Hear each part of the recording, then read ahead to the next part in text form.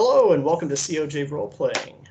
My name is Eric and I will be your keeper of arcane lore as we explore Call of Cthulhu investigation, The Darkness Beneath the Hill. And tonight I'm joined by my plucky investigators, and I'll introduce them, starting with Steve. Good evening, everybody. My name's Steve, and I will be playing Dorian Dunn. All right, thank you. And next is Kate. Afternoon, I'm Dottie Nelligan, a journalist. And as you all might, if you were listening to our last investigation, Dottie died. But because of some misunderstanding of the rules, Dottie didn't die, so she's back. And after that, we have Graham. Hi, everyone. Graham here. I'm playing Dr. Conrad Klein, a practicing clinical psychologist. Excellent. And Mark. And I've got Lieutenant Donald Kennedy, pilot. And finally, Goose. Hi, everyone. I am now playing Dr. Jacob Gibson. Very good.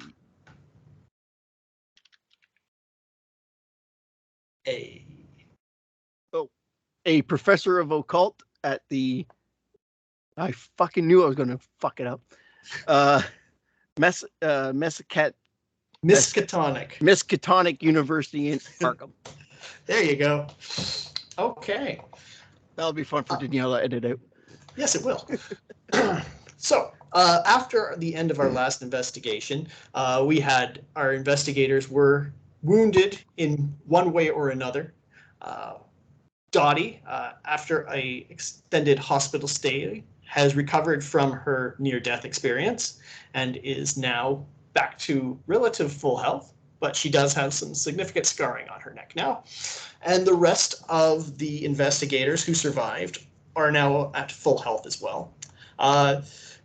Dorian Dunn, the bare-knuckle boxer, attempted to gain some sanity back by going into some personal therapy. Unfortunately, the treatment did not take very well, and he actually slipped a little further towards insanity. And with that, the three of you who weren't mistakenly dead were pleased to find in the day after the investigation good news that Dottie had in fact survived. It does make especially Mr. Dunn, who had currently been drowning himself in alcohol in order to deal with the situation, feel at least a little bit better about how things went down, though there were a couple of deaths. As the month afterwards draws to a close, and prohibition has now entrenched itself in the United States of America, you all individually get a telegram from Mr. Bennett, indicating that now is the time in which he is going to require you to head to Providence to help out somebody. And Dottie, I would like you to make, let's call it an intelligence check. They call it a no roll in this, but I want you to roll under your intelligence.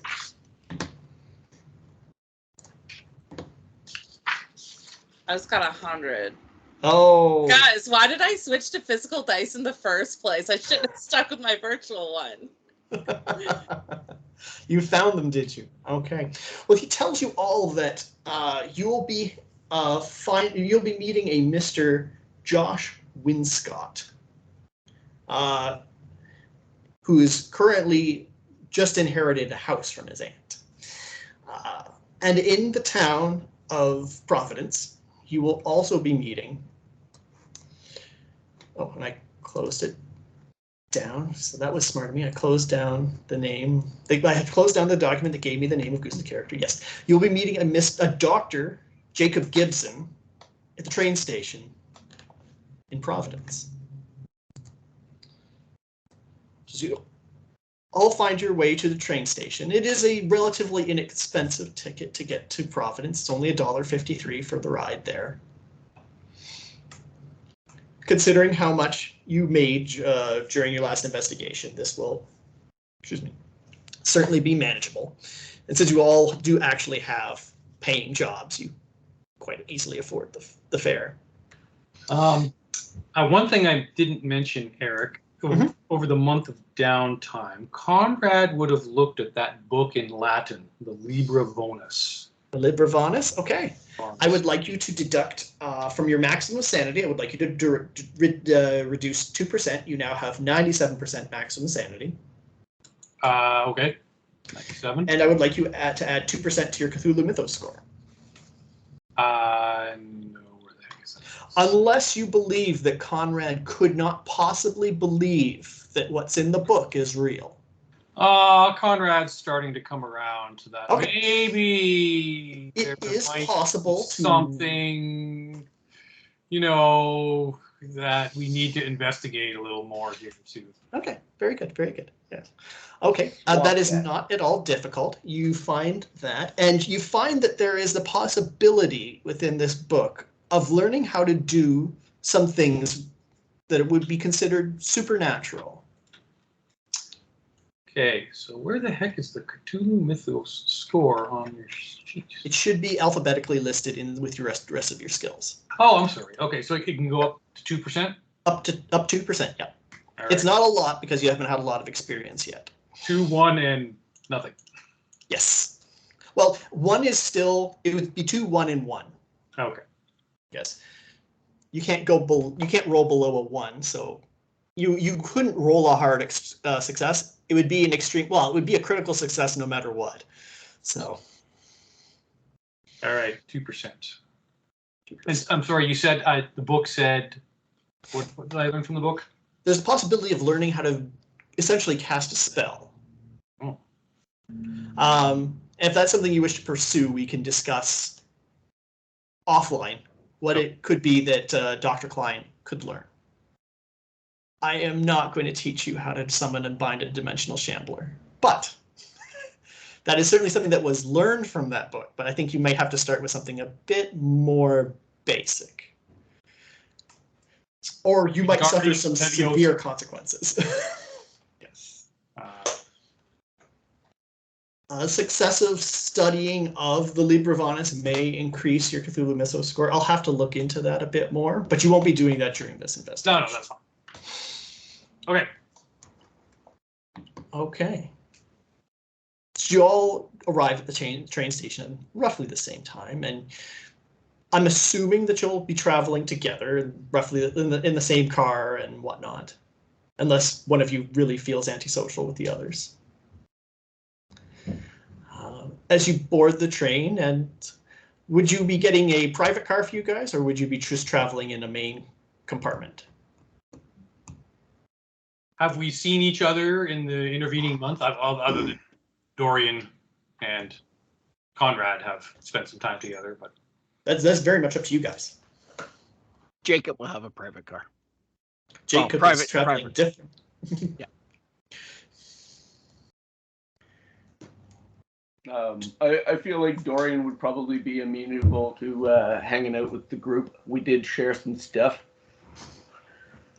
Some stuff went down. We bonded over necromancers and whatnot.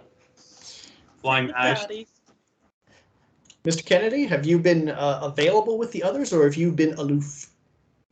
I've been available after 2 weeks in a hospital bed. Hopefully some of them came to visit. You and Dottie were in the same hospital. All it would be was just a trip down the hallway, kind of, to find each other. Yeah, so we probably hung out. I'll bring donuts to the. I would have brought donuts to the hospital. Very good. And Boston Dorian, creams. and Dorian would bring the Irish coffees. Very well. Only up to a certain point could. Well, I mean, you do have some connections, but alcohol is very much right now illegal. Yes. Get a prescription at Walgreens. Well, right now they're starting those like booze cruises, right? Cruise ships that just go offshore 5.5 miles offshore, and everyone gets drunk. That is very much an option in Boston, Massachusetts. It is a port city. Did they have mouthwash back then? Yep. Listerine. Listerine, yeah. So then I'm guessing you would all be amenable to traveling together so you can talk, chat. Yes, All we of need that. to talk about the cult from the Chapel of Contemplation. Okay. Those psychos are still out there somewhere. Indeed, they are. So as the train starts chugging and departing the station, after about 10, 20 minutes, you all notice something you really hadn't noticed before. Actually, you know what? Make a spot hidden check for me, all of you. Spot hidden. Yep. All right. No, Dottie. Got a 96. No, Conrad. Nope, critical fail, 95. Oh dear. Mr. Dunn? I succeeded technically. Technically? That's technically is all that's required. My score is 84. I rolled 84. That's good enough. Mr. Kennedy? Oh, easily. This is one of my strong skills. I got a strong success. Excellent. As you're pulling out of the station, the two of you, or actually after several minutes after having left the station, the two of you notice the distinct lack of the smell of molasses in the air. Unfortunately, that is lost on Dr. Klein and Dottie.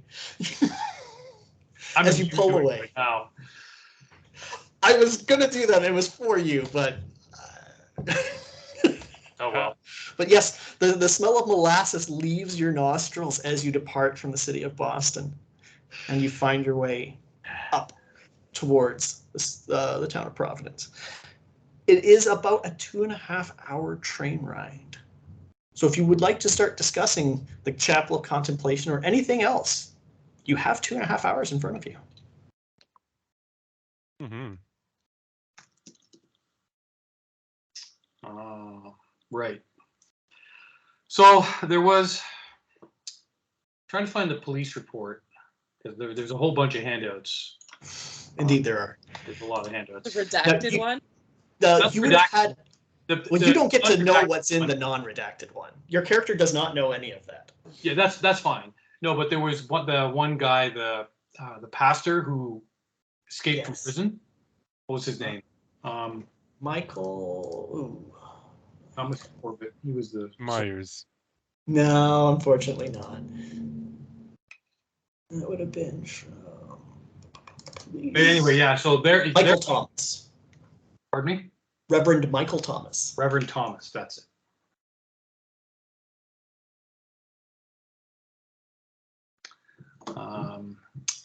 And I assume there has been nothing in the papers about his recapture. No. That happened some time ago. His escape happened some time ago. He has not been seen in the city of Boston for some time. All right. So, yeah. We can only hope that he still has that outstanding mustache. Well, anyway, so they're out there. We don't know about the redacted report. Based on the redacted report, we're not sure exactly what happened to all the cultists under the church, but they did blow it up with dynamite. So presuming they're all dead, but likely there are others. So we need to be watchful. We do have a fairly substantial list of names of presumably everybody that's in this cult. I've got some friends. I could pass this list off to them and see if anybody can possibly track down some of these people and tell us where they might be or if they're even alive. Yeah, the Register of Enlightenment, right? The Chapel of Contemplation, yeah. It's hard to read. Mm-hmm. It is. It's old. It's been weathered. Should be hard to read. And, well, the font is hard to read. Yes, I have noticed that with some of the Cthulhu stuff. Some of the fonts are quite hard to read. So, all right, well, yeah, I guess that's the best we can do for now as far as keeping an eye out. Because unless they come to Boston University and enroll in one of my lectures or come to me for therapy, I'm likely not going to be able to track them down. Very good. So have we met Mr. Gibson or? Nope, not yet. Okay. Nope. You've informed that Mr. Gibson will meet you at the train station in Providence. Oh, okay. When we get there. All right. And that's Providence, Rhode Island? It is. Okay, so I'm going to have a longer trip then. It's Providence, south of Boston. Is it? Yeah. Okay. Yeah. Sorry. That's okay. I'm just on the train longer. Oh, now I'm thinking of. Yeah. I'm going to say that you arrived about a day ahead of time. Okay. Found yourself a place to stay and whatnot. Oh, and Josh's last name, Josh gentleman, his last name. Winscott. Winscott. Josh Winscott. Yes.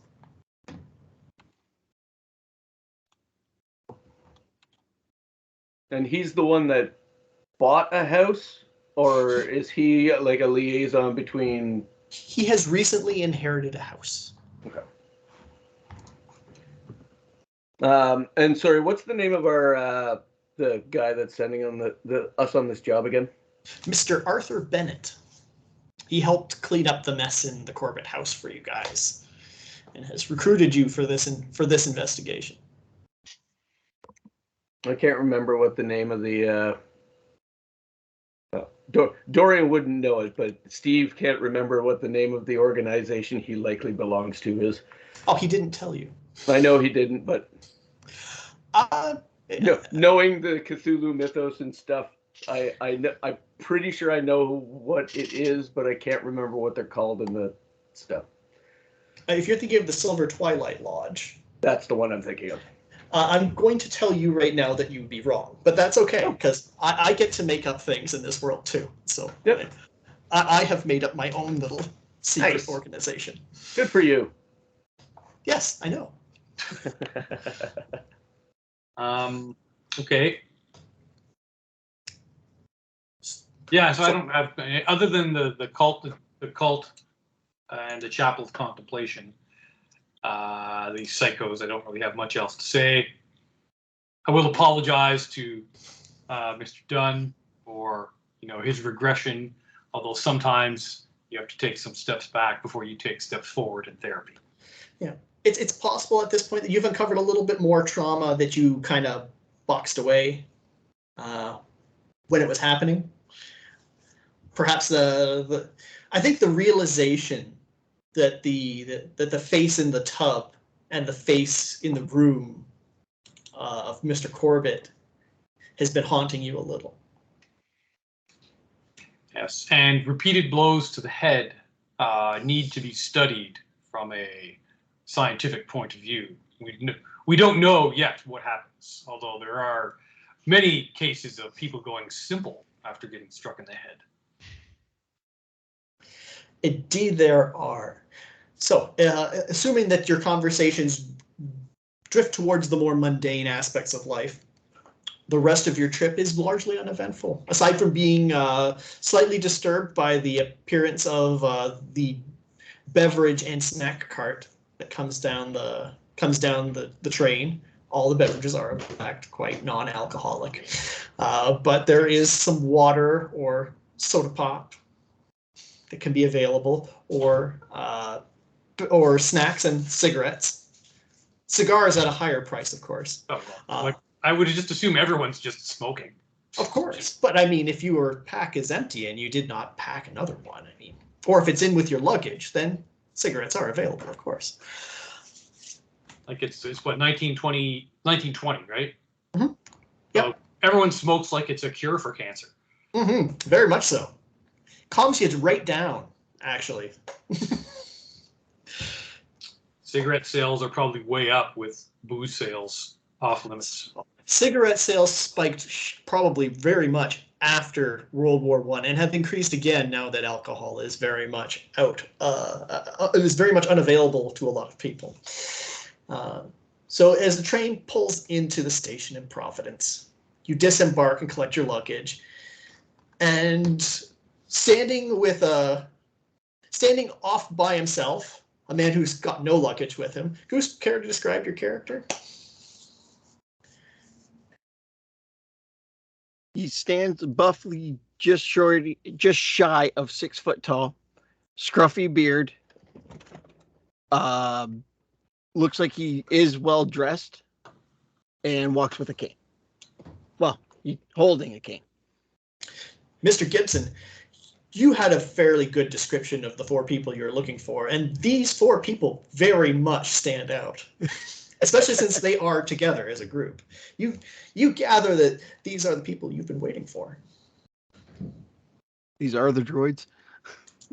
Yes, very much the droids you are looking for. Gentlemen, lady, my name is Dr. Jacob Gibson. I assume I'm expecting the 4 of you. I'll shake his hand. Nice to meet you. Yep. Dr. Gibson. I'm Dr. Klein. Lieutenant Kennedy.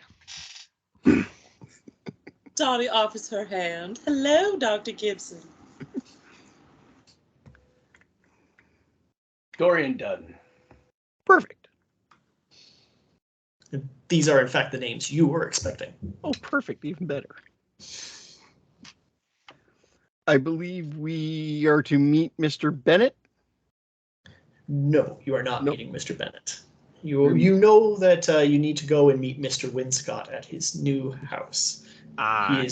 He knows that you are going to be arriving. Want to try that again? You're going to meet Mr. Winscott at his house. He knows that you will be arriving. Perfect. I believe we're going to meet Mr. Winscott. I do have a vehicle waiting for us. Oh, very good. Yes, indeed. There is a we'll just say it's a largish taxi cab that'll fit all of your luggage and all of you into one vehicle, just for the sake of brevity. And that will first take you to the place in which you will be staying for the night, a local hotel that's within the city of Providence. So you all manage to check into your rooms and get yourself settled in with get your luggage all stowed away and head over to Mr. Winscott's estate. State, eh? Ooh. Well, the estate, his new house. Though the house is a very nicely sized, well-appointed house. It does seem like it came from, this is a house that, money built kind of house. Slave owners. You might not be as far from the truth as your levity suggests. Okay, I guess, well, we'll head over. Okay. You find yourself going to, and I have the address right here. 79 Power Street. Power. Indeed. As your cab arrives up to the house, you go up and go to the front door. Does one of you knock or anything? Yeah, I guess the expectation is we're meeting somebody here, this Mr. Winscott, right? Yes. Yeah, so. As you knock on the door just slightly opens. It's been closed over. It's not actually closed. Oh, it was just shut. Yeah, it was closed over without the latch being thrown in the door handle. All right. So it just kind of drifts open. Does it creak eerily? It creaks a little. I wouldn't say it's eerie, but it's got a little bit of a creak to it. It could use some WD-40. Hello? You hear way off in what seems like this is the house, a little, hello, come back. Seems like further in the house someone has responded to you, but it's really faint. Lights on, lights off. There are some lights on. Jacob will proceed. Okay. As you're proceeding into the front foyer of the house, you start hearing some feet on steps coming up. And someone comes out and around through from the entrance to the kitchen. Kate, I want you to make another intelligence check.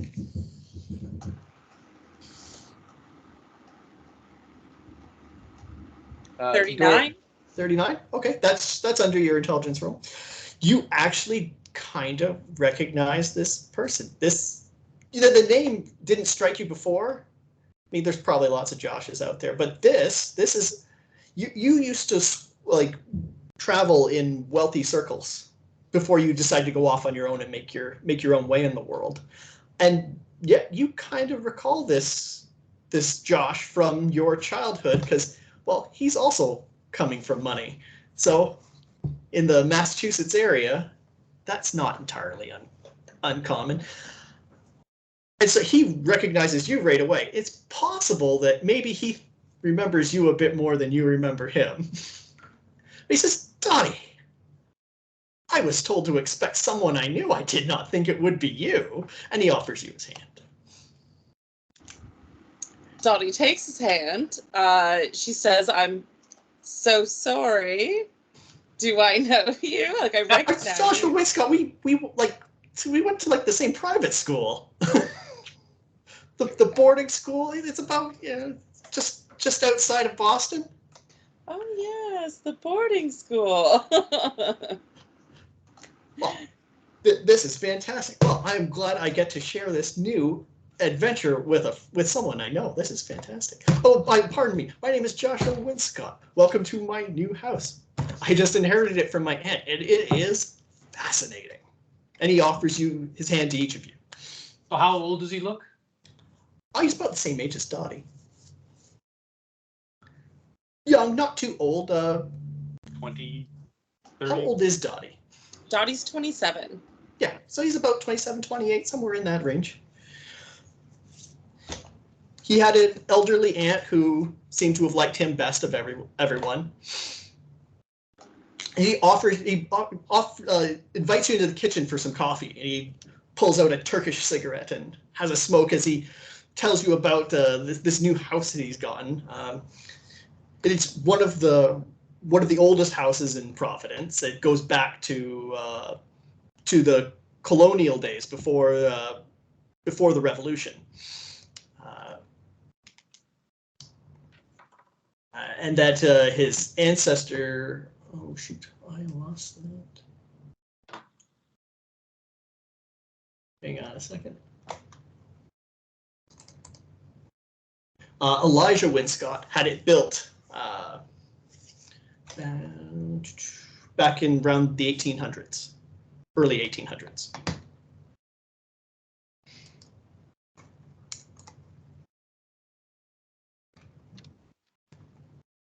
Not really pre-revolution then. Sorry. Yeah, sorry. No, post-revolution. Sorry, I got my dates wrong with that. Post-revolution, pre-Civil War. So I'm sorry, I had the wrong war. Sorry. Pre-Civil War house.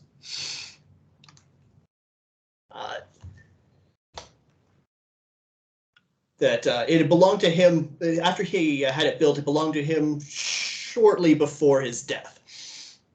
And he has discovered in this house that there is tunnels connected to the bottom of this house. So there was an old bricked over section of the wall that he's kind of chipped away at, and he's found tunnels underneath. He had he had a friend of a friend who he knew who knew about some things, and Mr. Bennett had contacted him and told him that some people were going to come and help him with this new discovery.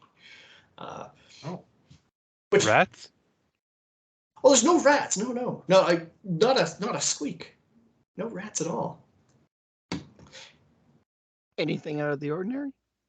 Oh, I haven't noticed anything out of the ordinary yet. It's quite intriguing. I'm very much into the history of this area. It's quite fascinating. And you get the feeling this guy really is a local history. He's kind of a little bit of a local history buff. Okay. So he starts handing out cups of coffee to you all, and he's back and says, "Yeah, so no, it's going to be a bit of a spelunk, I'm hoping, and there should be something. I think there's something interesting down there, but I could not tell you what. I'm hoping to find quite a bit of local history revealed down there. So, go ahead. Dorian kind of says, this guy's going off about his basement and tunnels and shit in the walls. Dorian starts muttering about, yay, great, another fascinating basement. And just sort of pats Conrad on the shoulder and walks over and takes his coffee. It's good coffee. Like, it's much better than what you're going to find in a diner. Oh, good. Dr. Gibson would notice that Dorian seems a little off-put at the moment. He might. He might have to roll for that if he really wanted to know. But that's okay. I will. Well, it's not hidden, so it's not a spot hidden. I suppose, you know what? I'll let Being you in have psychology. it. I suppose you have psychology, yeah. Ooh, 33. Okay, yeah. Dorian seems a little off-put by the whole notion of going into a basement, it seems. It seems strange. I'll just keep that to myself. Yeah. He says, at first I thought it was just an old drainage system, but it seems to have been connected to a larger corridor, which is fascinating. I thought it might have something to do with there were rumored old slave tunnels underneath Providence that were connected up to the waterway after slavery was made very much illegal in this area. So I thought that would be really neat. I had hired some laborers to help me with it, but when I realized kind of what it might be, I thought maybe rather than bring up a bunch of potential illegal things my ancestors did, I thought I'd just not have a bunch of common laborers just kind of showing up and pretty much possibly spreading rumors about town about the family. I mean, I do know what some great grandfather was about. He very much was involved in the slave trade, but that was when it was legal. Not that that's a good thing, but What you've described, sir, so far seems to be, shall I use the word mundane? Interesting, but at the level of being mundane. You haven't noticed anything you would consider to be outside of that description now, have you? outside of I mean, certainly interesting. But no, I mean, if you mean have I noticed like vagrants living down there? I haven't seen anything like that yet or anything like that. No, I don't think anyone's been living in the tunnel. That would certainly be weird. I would be very much put out if I thought someone was living underneath my new house. Yeah, well, certainly. You don't have anything on the history of this house now, do you? Is there any, perhaps old records, diary entries, things of that nature that would give the reader a clue as to some of the things that have happened here in the past? My aunt previously owned this house, and she wasn't a big fan of the potential family history. So she kind of donated a lot of those records to the local library and the Anatharium. Anatharium? Honestly, as the keeper, I'm not sure how to pronounce this word properly, but it has an extra A in there for my pronunciation, but I think I'm kind of close. And those records were kind of disposed of. She wasn't terribly proud of, and to be quite frank, I'm not that proud of my family's history in the slave trade either, but she kind of wanted to clean up the family image a bit. Sponge. So, yeah. So she kind of got rid of a lot of the records that were in the house. Some of them might still be able to be found at the John Hay Library or at the Providence Anatharium. Okay. Or Athenaeum. I do believe if you go to the library, you can take a look around in there. I believe there is a fee to belong to the Athenaeum. I think it's $15 a year or something like that to be a member to go through their records. But you can definitely go there. I'm pretty much done for the day for exploring. I like to get back at it first thing in the morning. It's like supper time then. You're getting onto there, yeah. You can see that he's kind of a little on the dirty side, and he's been sweating and whatnot. He kind of looks like he broke through a bit of potentially he's broken his way through a wall and has done some little exploring. Plus this. And he says to you, plus it'll give you a chance to get anything you might need together for, we're going to be going into the dark. So if you don't have a flashlight or something, you might want to go, make sure you have all the things that you can see what progress you've made, sir, before we call it a day. Well, sure. I just wouldn't recommend going too far beyond. I don't have enough light for everyone. That's fine. We just need to get a sense of what we're looking at. Absolutely. He takes you to the kitchen, leads you down the stairs, and you see that he's cracked his way through a wall. You see some tools off to the side, and you can see just a fairly large tunnel system back behind the wall. So the foundation wall he broke through, and there's a tunnel. It wasn't so much a foundation wall. Someone had very much bricked over this. This existed at one point, and then this existed as an open access at one point, and someone had then afterwards bricked over it. How well does the tunnel look like it's been made? The tunnel looks kind of natural. Okay. Yeah. Parts of it, like the connection up to the main tunnel, like there is a tunnel, the connection to a tunnel, and that portion looks like it was carved out by hand. It looks well made. It looks like it's been around for a couple hundred years, pretty much. Or wait a minute, let me think this through. No, wait, over 100 years. But doesn't seem any worse for wear for having been that long. So basically, it looks like this house was connected to a cave system. Yeah. So someone has carved out to a cave system. Or like a underground railroad of some type. Yeah, except an underground potential. Based on what he's been telling you, more like an underground reverse railroad.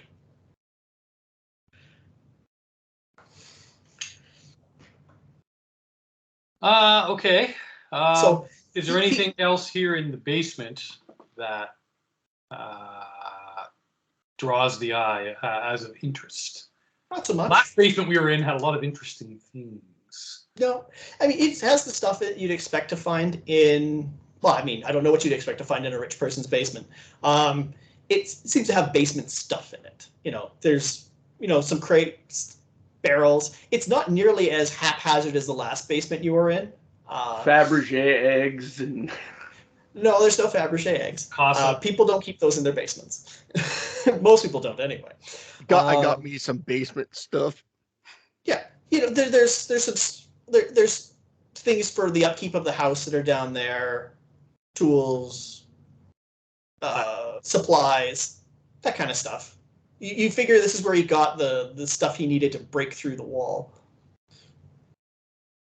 Okay. But of anything else you see, no, you don't see anything that you might deem to be supernatural about this basement. It's just a basement. Okay. So I'm going to suggest then that Conrad, before the library closes, goes over to the library and see if he can find out anything about this house. Are we splitting up, or are we all going in the same direction?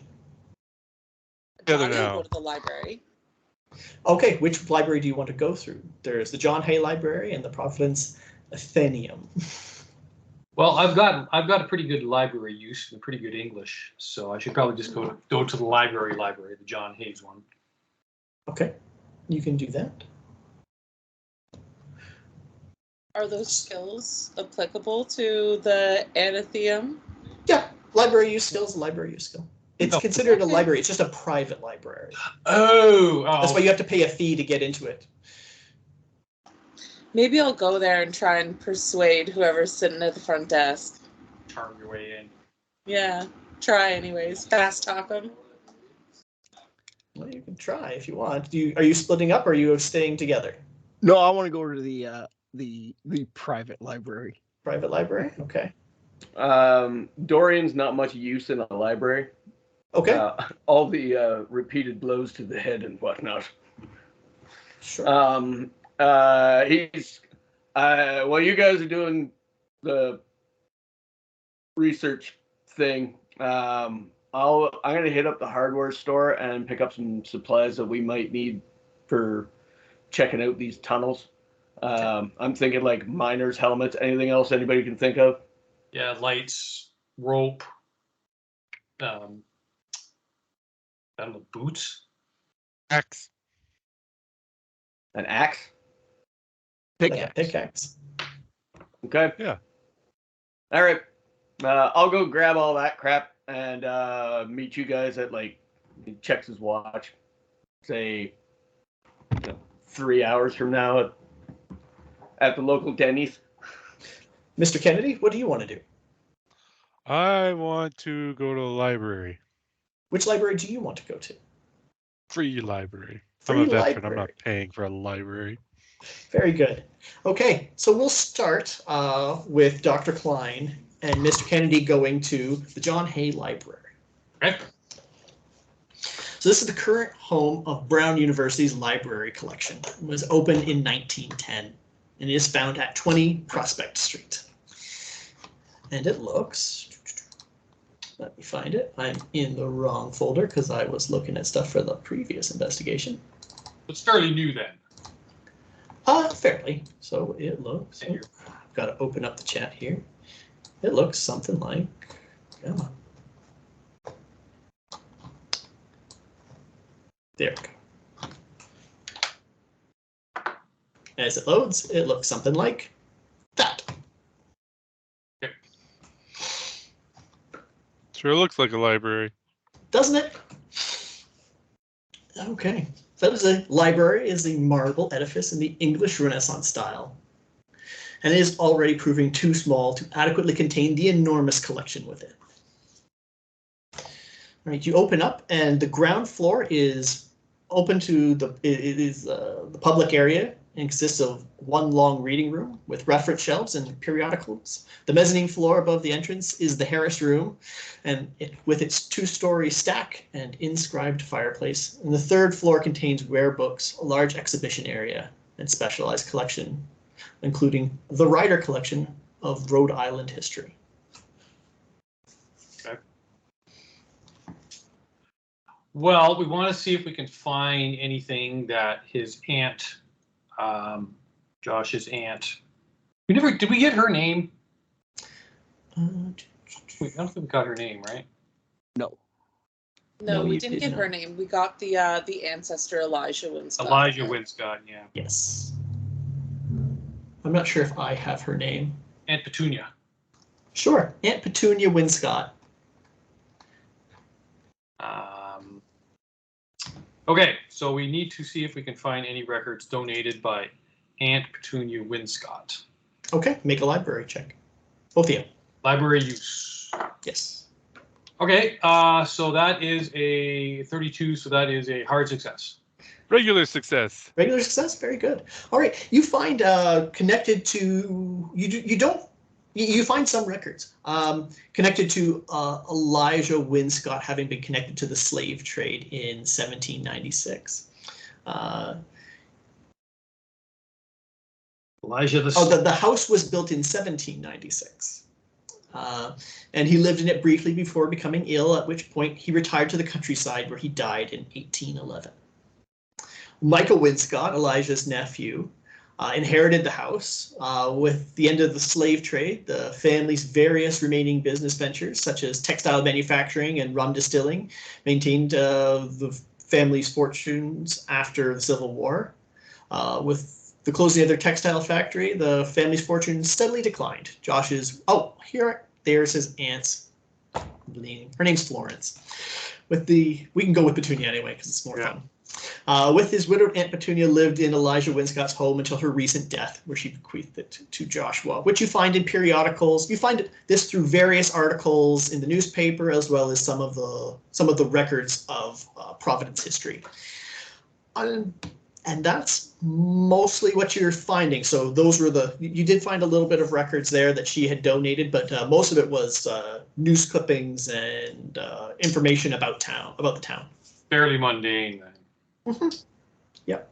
Nothing stands out. You do, with that, you also find out that Rhode Island was one of the most active northern colonies in the slave trade, controlling over half of the trade in all of the U.S. Oh, really? Yes. Newport was the most important of the ports, but Providence was also greatly involved. Despite emancipation that began during the Revolution, the ownership of slaves continued until until the 1840s. And originally, slaves were primarily sold in the West Indies or brought back to Rhode Island to work on their own plantations. When the slave trade expired in 1806, Rhode Island served the slave trade to the south, shipping as many of their slaves as they could before they were technically illegal to possess. Okay. All right. You do find that over the years, discovery of drainage tunnels and bricked over cold storage rooms underneath some of the houses on College Hill, which is where the house is, have stoked speculation they were used to smuggle slaves into Providence after the laws against the slave trade were passed. And in 1901, a cornerstone and nearby tunnel was rediscovered during renovations on the house of John Brown. The stone was inscribed with Brown's name and the date 1786 and appears to have stood at the entrance of a large tunnel running towards Benefit Street. It's wide enough for 2 grown men to crawl through. So this was thought to have been used to smuggle slaves in after they were illegal, so they could be used as part of an underground slave trade. Tunnels are around in numerous houses. In this particular one, John Brown from 1786. This is kind of a confirmed. This one was this one was used for nefarious purposes. One wonders if these tunnels might be used to bring in booze on the sly as well. Well, that is an interesting thought experiment, and perhaps that could become a lucrative underground illegal venture. But that's not why you're here. You're here to investigate. Well, I don't know. How much could we make? I mean, geez. Okay, well, put that to the side for now. And as you wrap up your discoveries about the local history of Providence, we'll go to our other doctor, Dottie, over at the other library.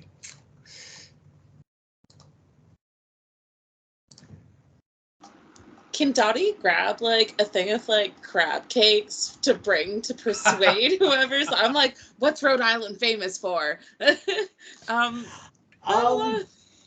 Seafood, I guess. Chowder. Yeah, chowder. Crab cakes. I don't know, something fishy or, you know. You really roll the dice on someone you don't know being into the food that you're bringing. It could be the thought that counts, right? It could be. Or you could bring the thing they hate the most, but only luck can tell for that. Are you going to bring something? You can if you want to. Okay. I would like to bring some crab cakes. I just happen to have these with me. You can have them if you'd like. You are bringing food into a library. Excellent. Okay. Oh shit, finger food too. Yeah, you're bringing greasy finger food into a library. Shit. This ought to be good. Okay. Maybe I will change my mind to chowder. They can eat it with a spoon. It's fine.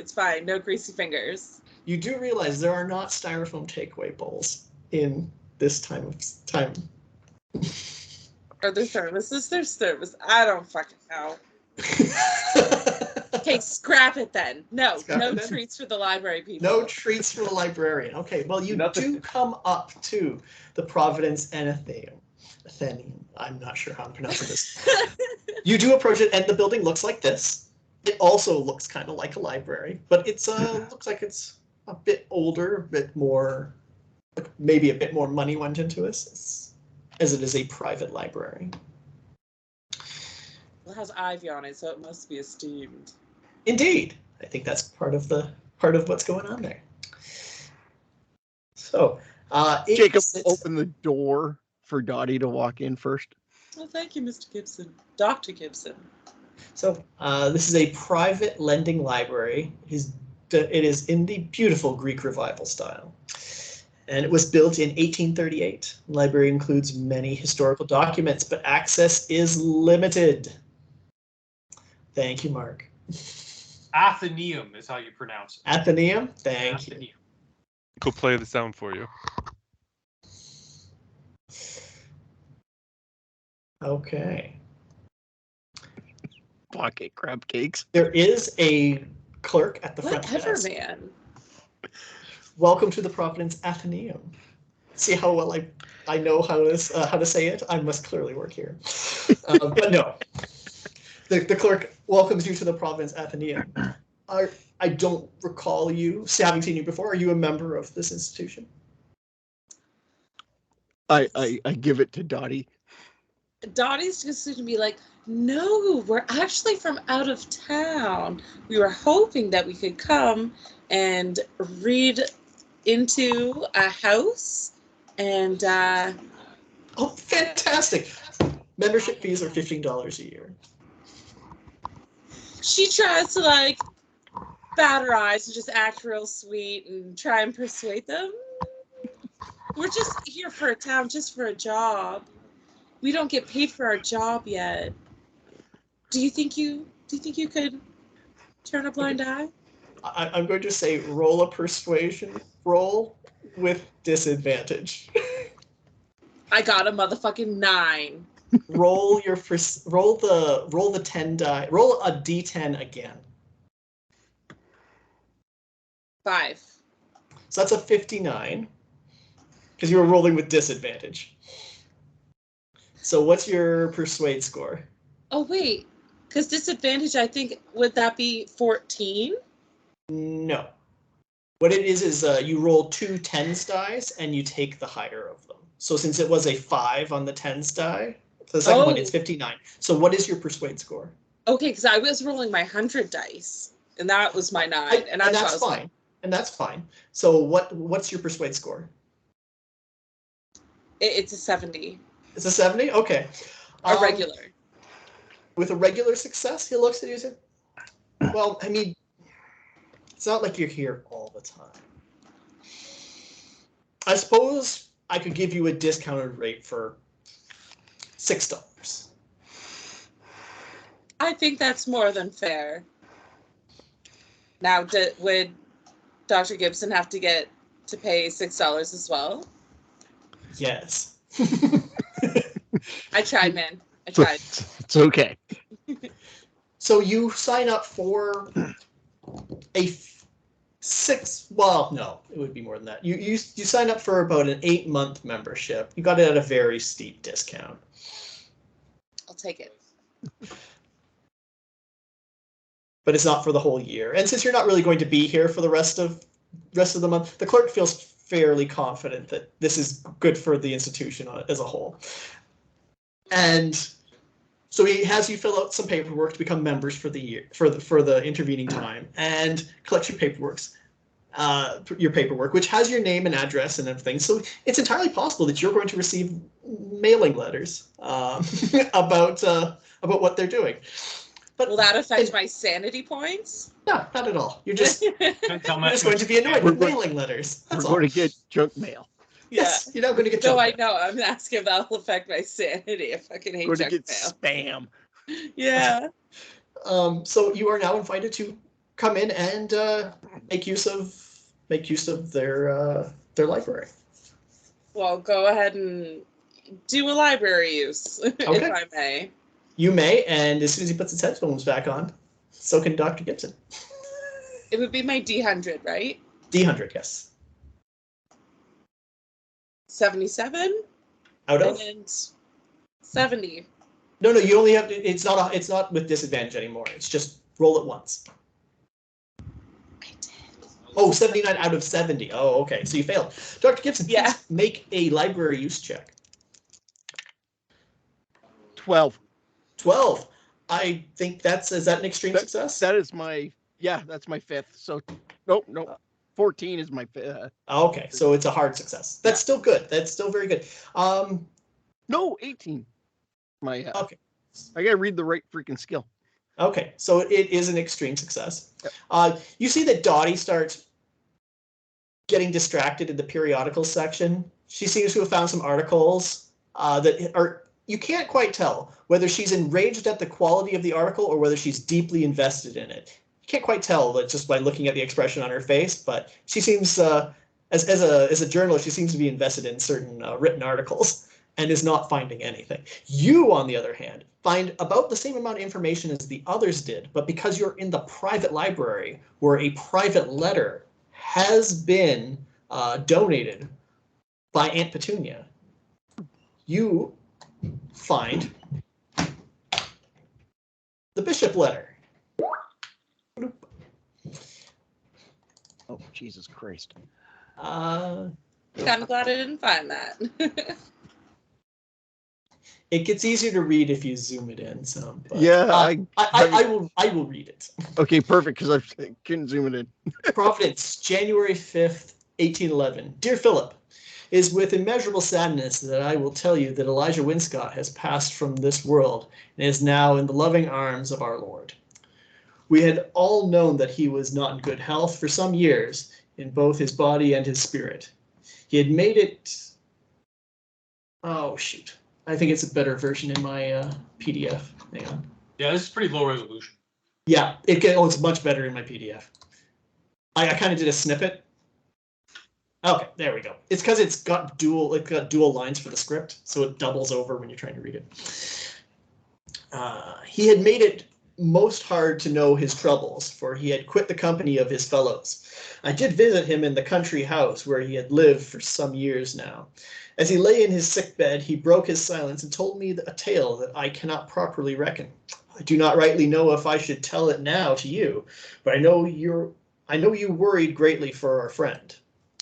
He recalled me that 15 years past he had pondered how he might continue our trade, which had served us so well. The hateful laws against our livelihood and the troubles that beset our good John Brown caused him no end of upset. Well, I remember, as you must, Elijah's character and speaking in the tavern during this time. We thought it idle fancy and too much drink. We all of us laughed to hear him speak of how we should dig tunnels beneath the town. We did not know then that 'twas not idle fancy altogether. We did not know that he had been making plans in secret. For when the cellar neath Elijah Winscott's home was laid, a tunnel was found. This tunnel did go close to the river, and it was no matter to dig it yet closer. He would use this passage to shepherd slaves to and from the town. All had been set, and Elijah did wait happy in his home for his men to bring him his slaves, but they did not come. When he began to wonder what had kept them, and he and the men he had to hand went down to see what they might find. They found death. In straining voice, he told me of the parts of men strewn like rags across the tunnel, white man and slave alike. He could not be sure, for he did not linger, but he did think that not all men were accounted for, nor did he note anything of the slave women. But where could the others have gone, and what had come from them? What had come for them?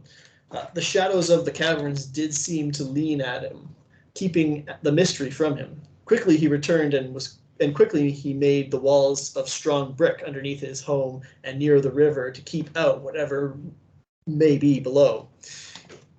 He knew no rest from that day forward, certainly not while he remained in that house.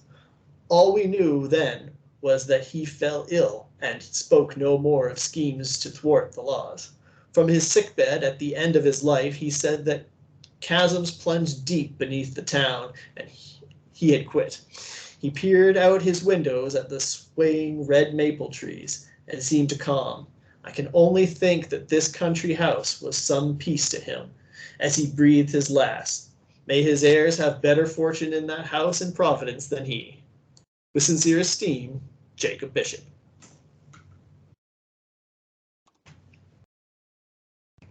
Alrighty.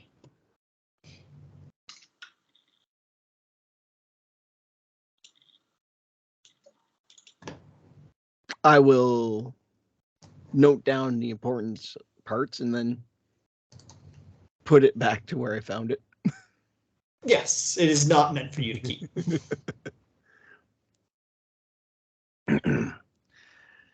Did you have any luck, Dottie? Dottie, you have been engrossed by the fact that a rival writer for the Boston Globe's articles are here, while some of yours, you think are much higher quality, seem to be missing, and that has occupied your time to a great extent. I apologize for. She's just gonna fib and say she couldn't find anything where she was looking. Very good, very, very good. You find all the same information about Providence and the Winscott house that was found by Mr. Kennedy and Dr. Klein. And with that, we'll move over to Mr. Dunn. Mr. Dunn, let's make an accounting of what it is you intend to acquire. I'm thinking that the hand lanterns. Are like mining helmets with the light on them around in the 20s? I have to look that up because I don't know. Sure, it would be a Brody helmet with a light on it.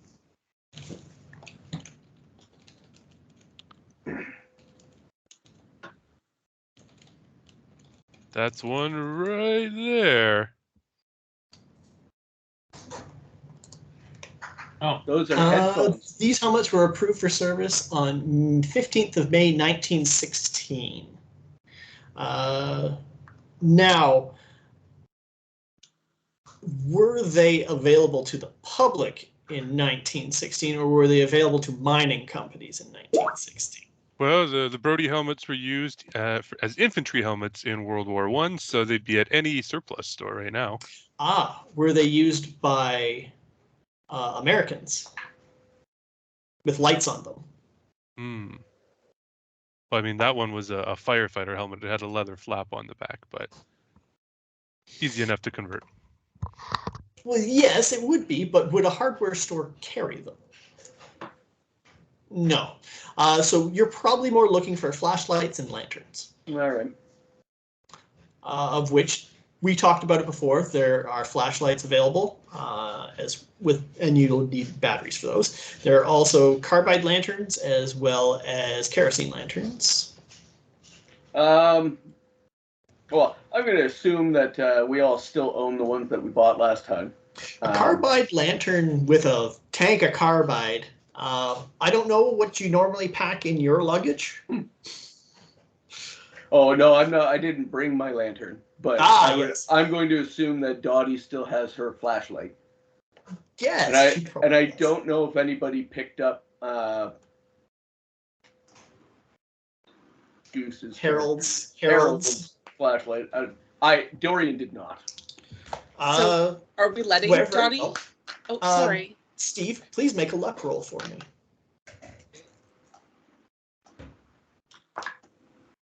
How does 12 sound?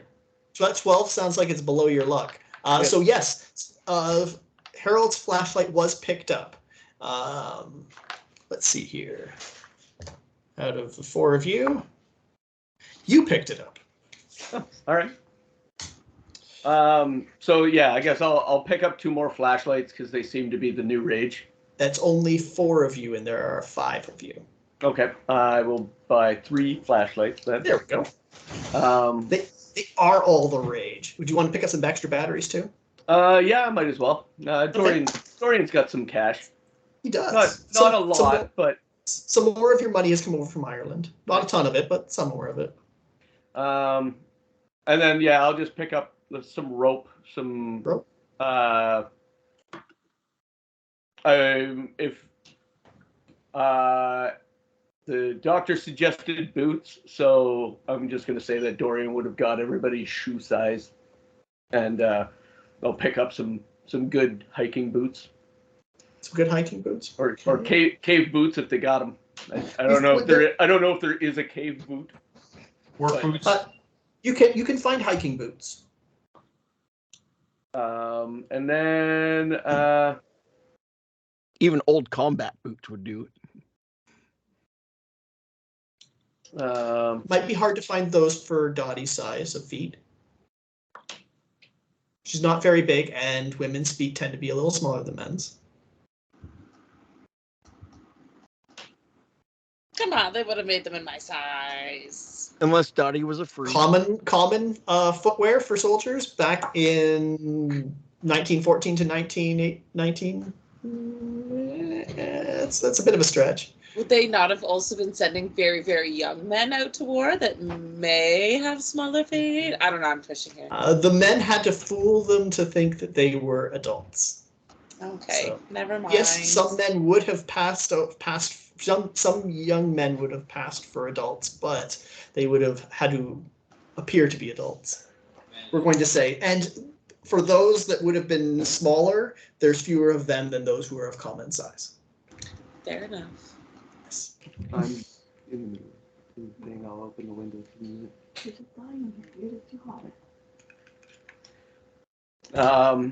What else? So rope and lights and a pickaxe. Pickaxe. Let's see what I can find here.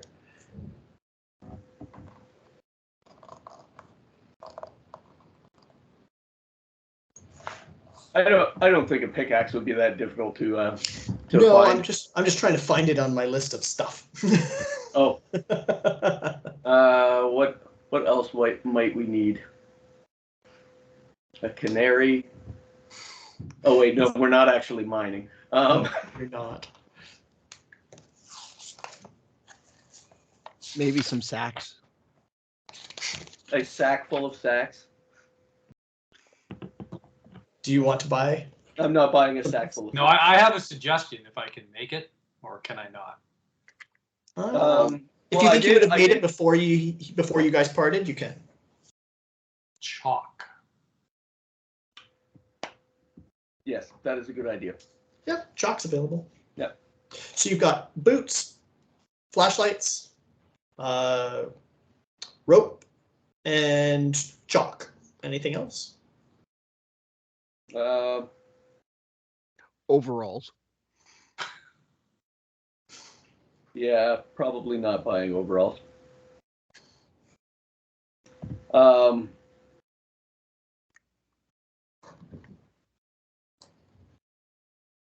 Dorian is going to buy himself some grubby clothes, like some work clothes. Okay, sure. But I don't have everybody's sizes, so I'm not buggering about with that. But I will grab some work clothes for myself, and you know what? I'll grab a set that are roughly the size for Donald, because between the two of us, we are the largest of the men, and will likely be doing the physical labor while we are in the thing, if physical labor needs to be done. Sure.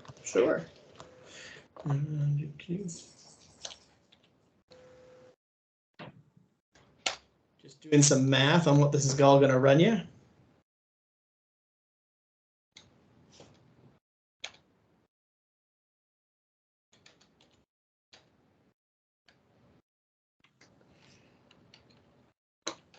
Okay, this is going to cost you a little north of $60, which is a fair amount of money in that time. Yep. $60. Like, we'll call it $60 even because you're buying a bunch of stuff, and Yeah, all right. I should be able to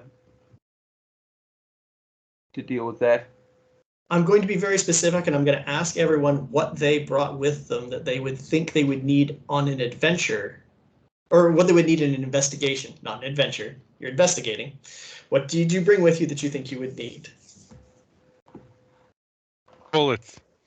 Bullets? Is that what you said? Extra So- bullets. Extra bullets and your gun fully loaded? Okay. I ran out last time. Yes, you did. You didn't hit anything last time.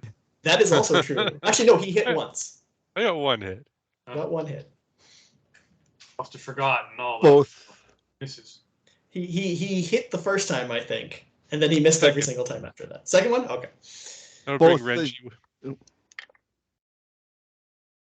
Say it again, Mark. I'll bring Wrenchy too. And your wrench. Okay. Kate, what is Dottie bringing with her that she thinks she will need to investigate? Well, she'll have her switchblade. You said that she still had her flashlight, so she'll have that. Yes. And then I guess, I don't know, I think rope sounds pretty all right. Little dainty, so she won't have like a pickaxe or anything like that. Okay, so you already have another rope with you. Okay, so there's another rope. That's good.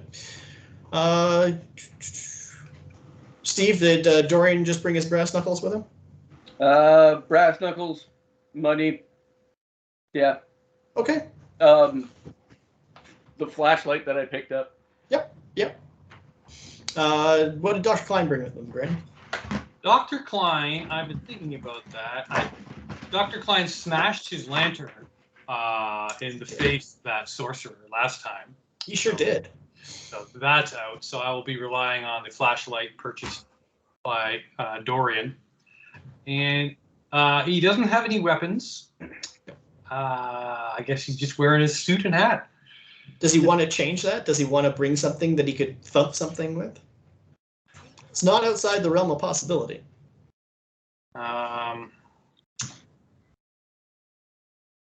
It's not really in his nature, so let's see. Okay.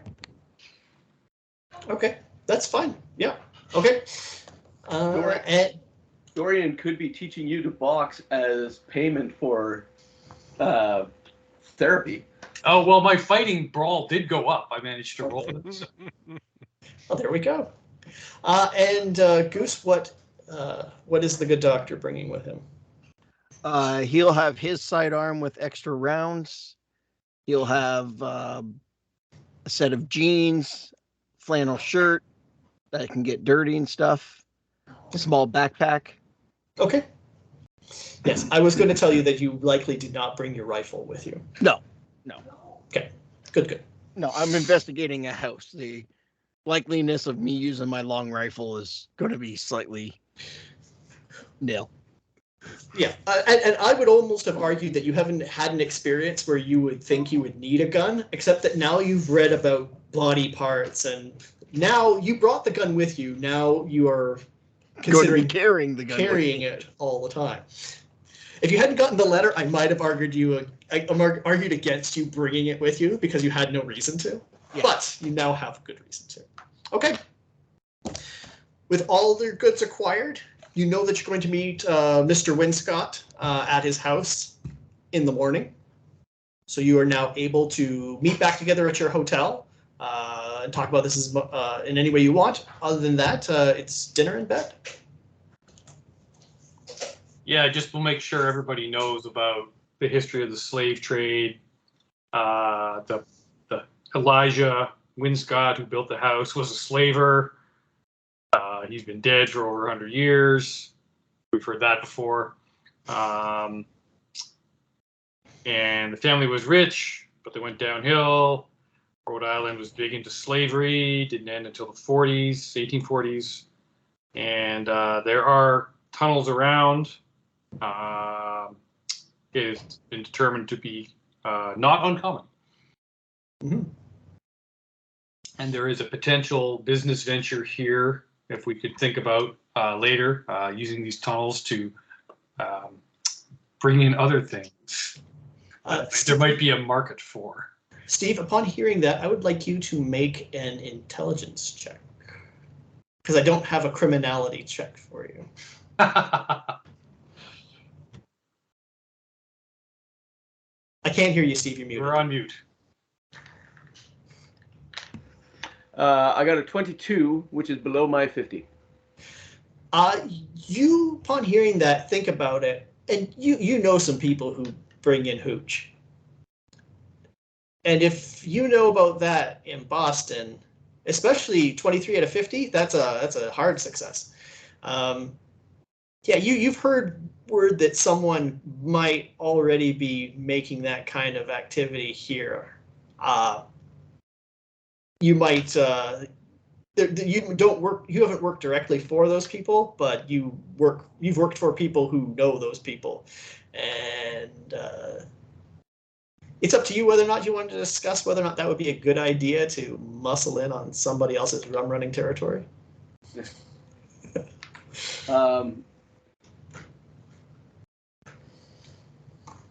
I don't want to get into too much detail, but let's just say that ship has already sailed. We're a bit late to the game at the moment. Yes, and we are a little out of our element. I just thought it was amusing. So. You kind of know, Steve, that the prohibition coming about was a planned for event. Yeah. There was good money to be made in this. Al Capone is all over it. Into Chicago area, which you're not familiar with at all, but yes.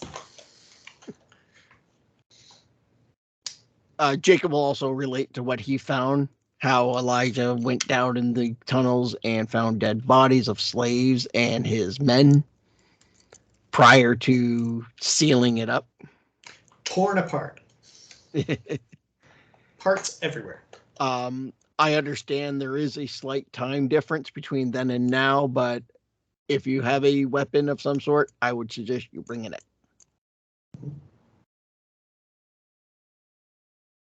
Because who knows what's down there now? Could be a gator. Big old gator. Big old gator. Or who knows? Could be a rat and 4 turtles. I prefer to big old gator down there. Anyways, so you that's everything. You all bed down for the night, and you all get a good night's sleep. You wake nice and early, around you wake up around dawn. Head down, catch a meal in the hotel has a restaurant. Good place to get a bite before you head over. You don't know how long you're going to be down in those tunnels for, so not a bad idea to get a good breakfast in. And it's not just a continental; you get something with some real substance to it, meat and eggs, and there's even some fish options, which in New England is not something that's new to you. If there happens to be like a bowl of fruit or anything sort of like that, Jacob will grab a couple and put them in his backpack. Okay. And all right, you all catch a cab and head over to the Winscott house. As you get there, go to the front door. Proceed and knock. Okay. Nothing. No one seems to be coming. There's nobody in the house? No one has answered your knocks. Oh, so the door is actually closed this time. Yes, the door is closed and no one's answering the door. Is it locked? Is there a car in the driveway? You do note that Josh Winscott's car is still in the driveway, yes. The door is not locked. All right. Hello? No answer. Again, like yesterday. No answer at all. Proceed in slowly. Cautiously. Okay. You do note that the way down to the stairs was through the kitchen. Mm-hmm. Lights on, off? Lights on or off? There's lights on in the kitchen, yeah. Okay. Yeah. It's not hidden. If you're investigating the area as you're moving through, you note that there is a note written on a piece of paper in the middle of the counter in the kitchen. Take a look at the note. The note says, I could not resist. I had to head down as soon as I awoke. I'll meet you down there. Come find me. Cool. Oh, the impatience of youth. Dorian's putting his brass knuckles on. Of course. So you head down into the basement. Mhm. Okay, you head down into the basement, and you notice that there is a stubbed out Turkish cigarette right next to the hole out into the tunnel system. It does seem that was not there last time you were here, so it does seem to indicate that he has made his way into the tunnel system. And as you take your first real steps with the prospect of investigating this tunnel system, Lights on. we're going to end it right there. Thank you for joining us for this first step into the darkness beneath the hill. I have been your keeper of arcane lore, and joining me tonight has been Goose. Thanks everybody for listening. We'll see you next time. Mark. Anathenaeum. Thank you, Mark. Graham. Take care, everyone. Good night. Kate. Thanks for having me. And Steve. Have a great night, everybody. Thank you for joining us. To find us on the socials, look to Linktree/COJ Roleplaying, and we will join you next time. For all of us, thank you for joining us, and goodbye.